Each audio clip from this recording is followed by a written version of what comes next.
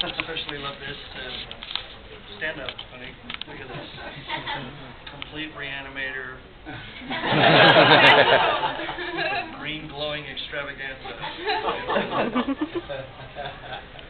Birth is always painful. So, you know, I think they're right here. I should probably talk about some of my less sort of Re-Animator slanted questions here in the beginning, because you know, I'm kind of an actor in kind of foot in two genres, and it's really weird because people who know me for my Star Trek stuff generally don't know me for my horror stuff, and vice versa. And I sort of explain it that it's kind of like some people collect stamps and some people collect coins, and they don't do both usually. So, but it's good because I have two worlds, and rare is the person who knows completely both. But I'm honored to be thought of in those ways. I should probably tell you some of the things I've been doing lately. It hasn't even aired yet, but I've done 26 episodes of a new animated cartoon of the Transformers, which is going to premiere sometime pretty soon on the Hub Network, which used to be Discovery Kids. Yeah, I watched that. Yeah, there you go. So Transformers Prime is what it's called, and it has Peter Cullen as Optimus Prime, and a marvelous voice artist named Frank Welker doing two voices on the show, one of them Megatron, and it's just a great cast and great scripts, and I would not for a moment tell you that it was just for kids, because I think they're really clever, smart scripts that appeal universally to all ages. So, what's your character? I play Ratchet. Okay. I play Ratchet, who is Optimus's sort of go-to kind of like a cantankerous uncle, but you can depend on him. Fix-it guy. I'm sort of the doctor, but I'm also sort of the tech guy, and hold down the fort when they go on missions and stuff like that. So in one script, I say, so I give Optimus some advice, and it just thrilled me to death that Optimus's line was, "Sage advice, old friend."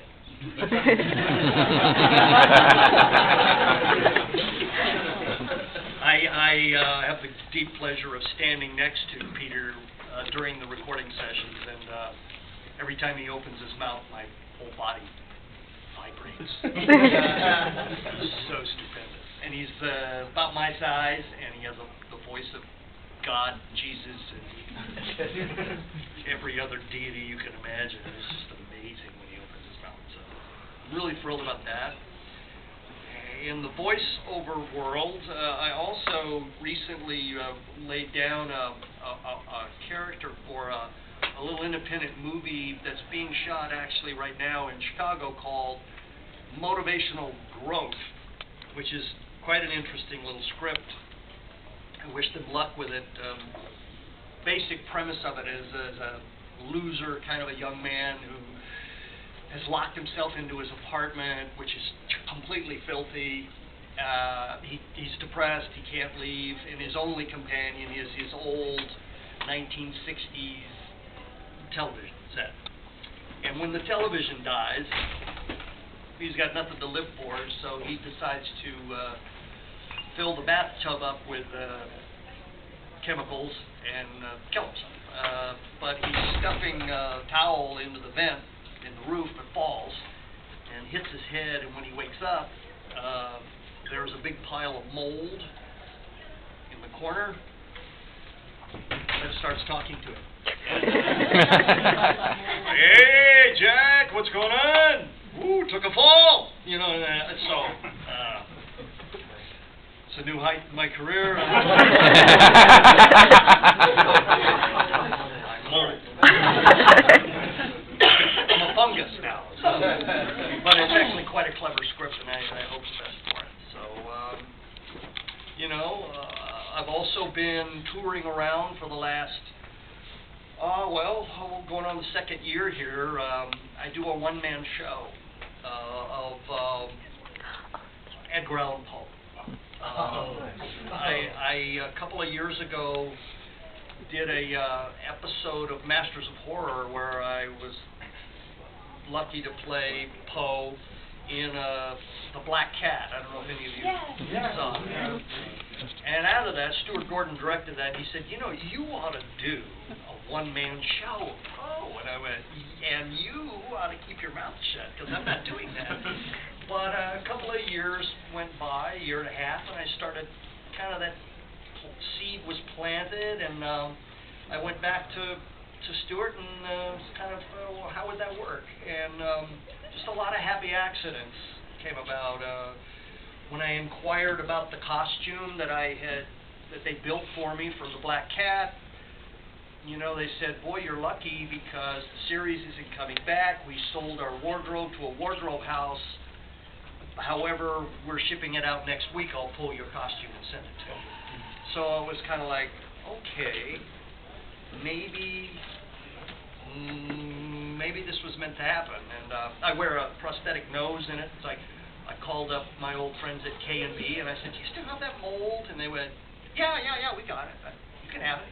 It's like, okay, sort of falling into place. And then Stuart called and said, I've got us a theater to perform in. It's like, that helps.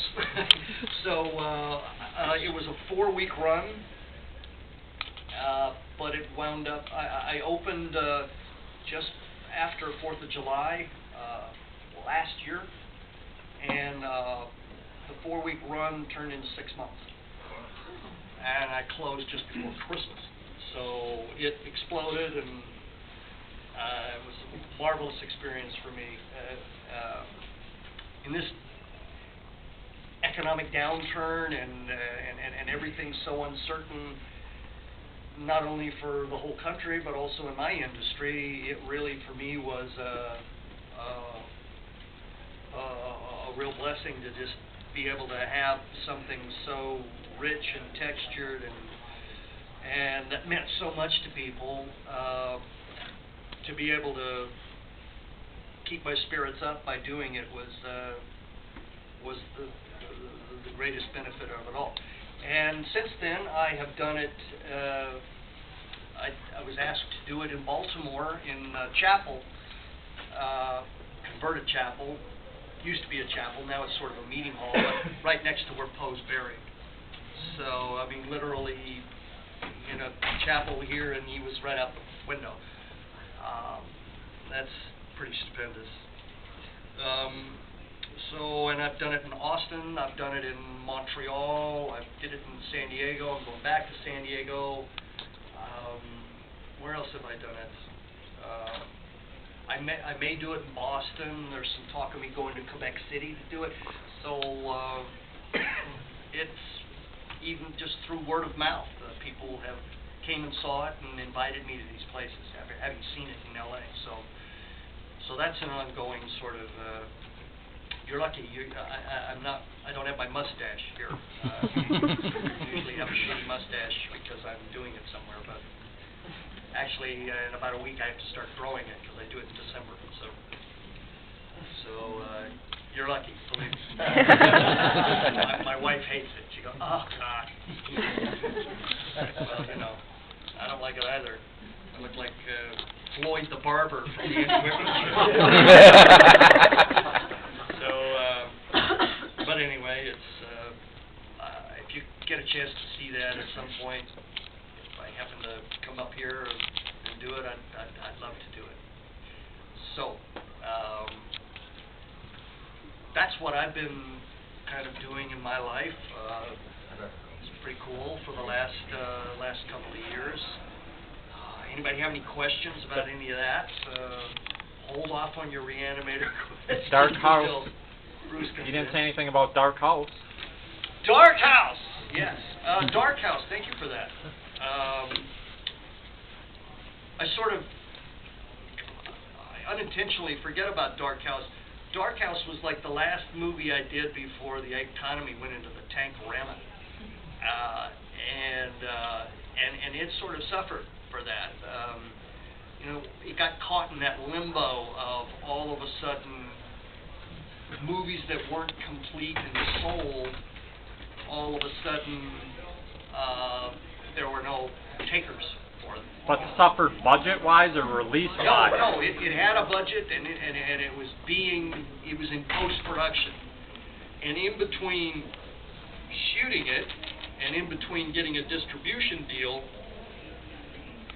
the bottom fell out of everything, and you know, a lot of movies got caught in that whirlpool where, you know, they budgeted the movie to be sold at a certain place, and then all of a sudden the people that would buy that movie go, I'll give you a dime. You go, well, wait, it cost me $1 to make it. Don't care. Dime.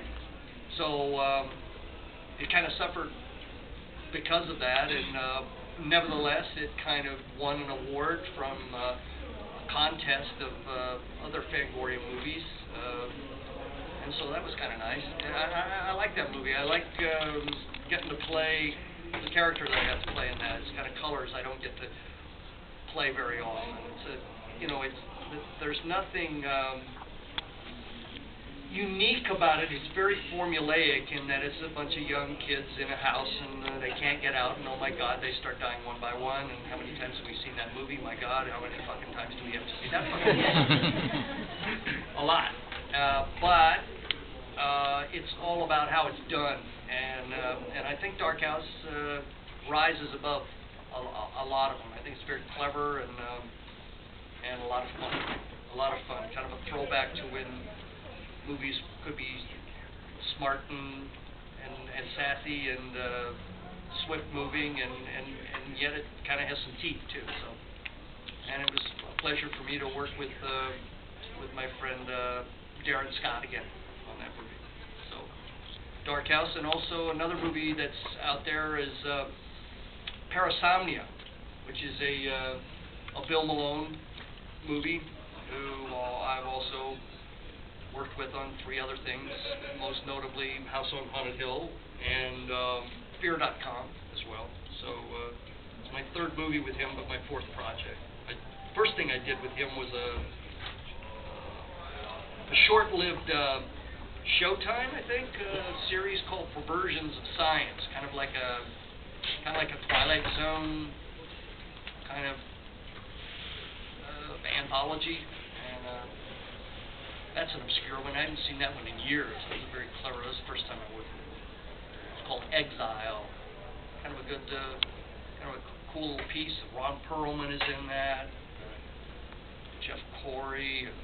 Really great cast.